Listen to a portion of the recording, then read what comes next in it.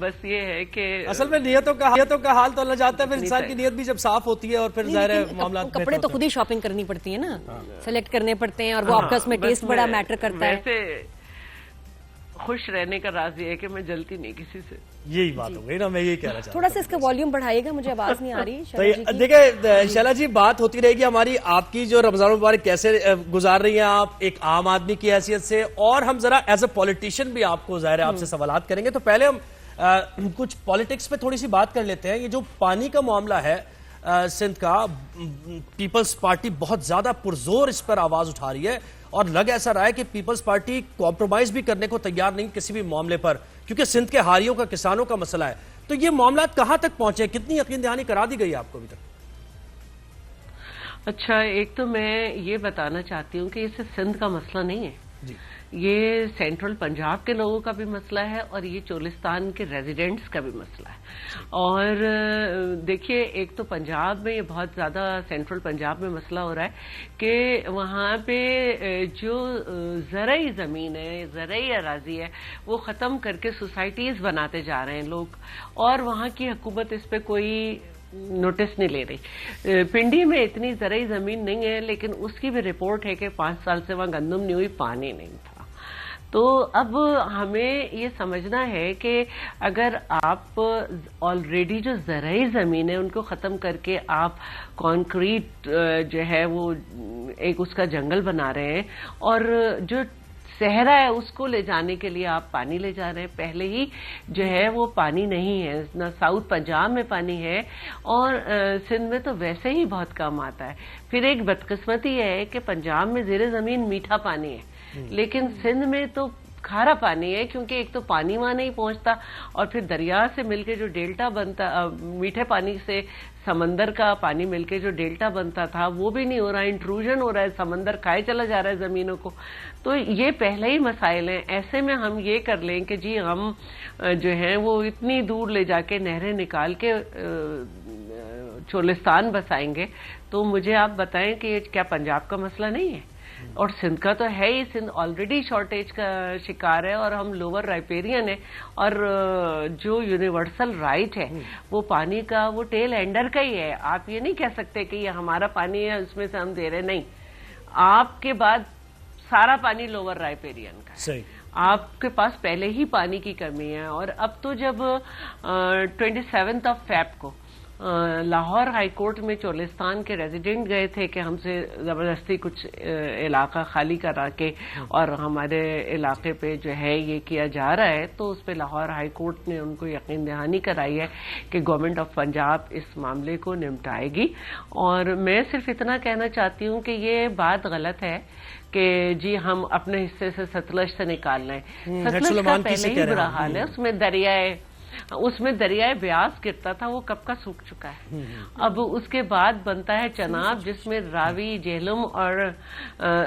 جہلم اور یہ چناب مل کر جب چلتے ہیں تو یہ ستلج یہ ادھر آتے ہیں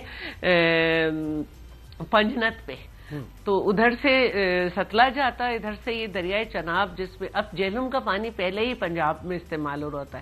پھر یہ سارے مل کر 25 کلومیٹر کے فاصلے پہ کوٹ مٹھن پہ جا کر دریائے سندھ میں گرتے ہیں. اس کے بعد پورے پاکستان کی ایک تقسیم بنتی ہے کہ اس کو صوبے کو اتنا. اس کا مطلب یہ شیلا جی ہے کہ پیپلز پارٹی فوکسڈ ہے، یعنی اس کا مطلب ہے پیپلز پارٹی فوکسڈ ہے. اور بالکل بالکل شیلا جی، اس لیے دیکھیں جب آپ حکومت میں ہوتے، جی پانی کا مسئلہ تو ہے ہی، اور آگے بڑھے گا. کہتے ہیں کہ جو آگے جنگیں ہونی ہے، جو کرائسس سب سے بڑا دنیا میں ہوگا وہ ہوگا ہی پانی کا. اور کیا ہوگا کہ دور دور کے ملک آپ کا پانی چوری کر رہے ہوں گے، آپ کو پتا بھی نہیں ہوگا، آپ کو بلیک میل کریں گے. دیکھیے بھارت تو کر ہی رہا ہے نا، کہ ہم اس دیکھیے بھارت تو کر ہی رہا ہے. جی دیکھیے بھارت تو کر ہی رہا ہے، وہ ہے نا ڈیم پہ ڈیم بنا کے ہمارا پانی روک رہے ہیں. اور ہم اپنی ہی سندھ کا بھی زراعت میں ایک بہت بڑا حصہ ہے، 24% تو چاول ہم کرتے ہیں. تو اس کو ہم آلریڈی جو زرعی زمینیں ہیں ان کے لیے ہمیں استعمال کرنا چاہیے. اور میں یہ کہنا بھی چاہ رہی تھی ایک بات کہ جب ہم یہ بات کرتے ہیں کہ زراعت ہمیں پھیلانی ہے, گرین پاکستان کرنا ہے, تو بھائی جو آلریڈی زمینیں ہیں جو زرعی بالکل ہزاروں ایکڑ پر ان کو بنجر کر کے اور آپ چھوٹے سے رقبے کو گلزار کا, تو یہ کیسے؟ لیکن شیلا جی پھر بھی یہ تو چلیں ہم نیچرل ریزروز کی بات کر رہے ہیں, لیکن ہاؤ اباؤٹ کہ جو دنیا بھر میں اب کام ہو رہا ہے کہ جی سی واٹر کو یوز کیا جائے, make it somehow safer for drinking, اس کے علاوہ ڈیم, اس کے علاوہ پھر یہ کہ آپ کا ریسائکلنگ آف واٹر جو کہ آپ کے گرینری کے لیے اور ویسے ایگریکلچر کے لیے جہاں استعمال ہو سکے, جہاں سیف ہو, ایسے نہیں, لیکن اس کو بھی ہم یوز کریں. تو ہم ان طرف کیوں نہیں جا رہے, اس طرف کہ بھئی ہم اپنے پانی کو سیو کریں, رین واٹر کو سیو کریں. کتنا پانی ہوتا ہے بارشوں میں, فلڈنگ ہوتی ہے, اس کو اگر ہم کچھ کر لیں اس کے بارے میں بہتر نہیں ہوگا؟ ہم اس طرف سوچ رہے ہیں. اچھا, میں کل یہ اسٹڈی دیکھ رہی تھی کہ یہ جو ہم کہتے ہیں کہ سمندر میں پانی جا کے غرق ہو رہا ہے, یہ ہم غلط کہتے ہیں. ہمیں سمندر کے لیے بھی ایک اسکیل ہے جس میں کچھ 25,000 کر کے کیوسک تھا کہ اتنا پانی تو ہمیں, میں غلط بھی ہو سکتی ہوں اسکیل میں, لیکن سمندر کے لیے ہمیں پانی چاہیے تاکہ زمین بنجر نہ ہو, کیونکہ سمندر اور میٹھا پانی مل کے جو ڈیلٹا بناتا ہے اسی سے ہی تو زمین جو ہے وہ زرعی بنتی ہے اور انہی علاقوں کے آس پاس کاشت بڑھتی ہے.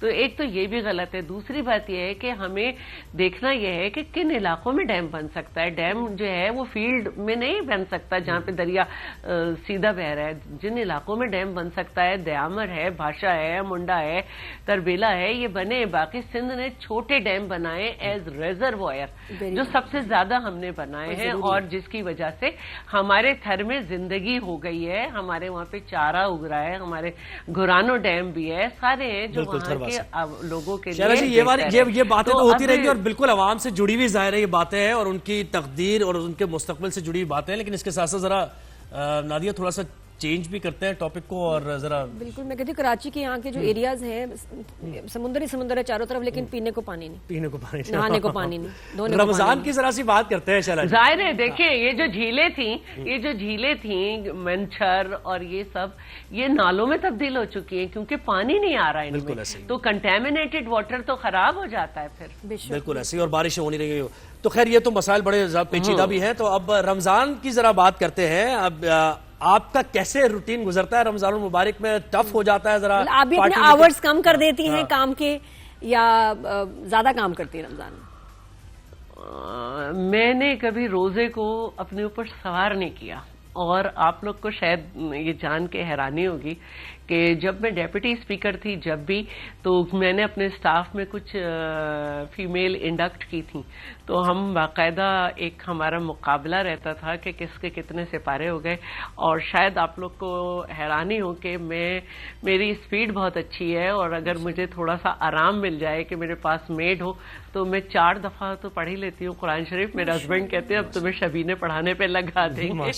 تو اس دفعہ میں نے شفٹنگ بھی کی گھر کی, تو شروع کے 5 دن تو میں بالکل نہیں پڑھ سکی, کیونکہ میں نے جب شفٹ کیا گھر تو میرے پاس گارڈز بھی تھے اور میرے بھتیجا بھتیجی میری جان وہ بھی تھے.